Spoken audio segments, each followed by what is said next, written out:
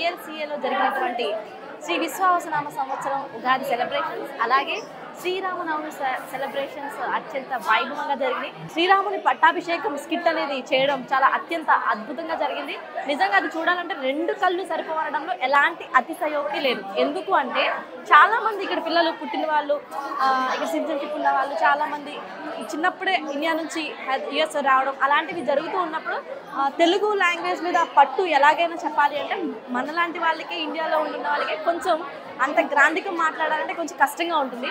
అలాంటిది 2 నెలల పాటు శ్రమించి ప్రతి ఒక్కరూ కూడా అందులో ఉన్న ప్రతి ఒక్కరూ కూడా అన్ని డైలాగ్స్ కంఠస్థం చేసి ఈ రోజున ఎక్కడా కూడా బెరకకుండా ప్రతి ఒక్కరు నిజంగా అందరూ ఆ శ్రీరాముని పట్టాభిషేకం అవుతున్నప్పుడు అందరూ లేచి క్లాప్స్ కొట్టారంటే ఆ విజువల్స్ చూస్తే 2 కళ్ళు సరిపోవు అనడంలో ఎలాంటి అతిశయోక్తి లేదు. ఇప్పటి వరకు ఏ ఆర్గనైజేషన్ కూడా ఇలాంటి ఎన్నో కార్యక్రమాలు చేస్తుండొచ్చు, కాకపోతే 64 మంది పిల్లల్ని పెట్టి ఇట్లాంటి స్కిట్ చేయడం అనేది నాట్ ఈజీ అని చెప్పాలి. సో టీఎల్సీఏలో చారిత్రాత్మక ఘట్టం అనడంలో ఎలాంటి అతిశయోక్తి లేదు.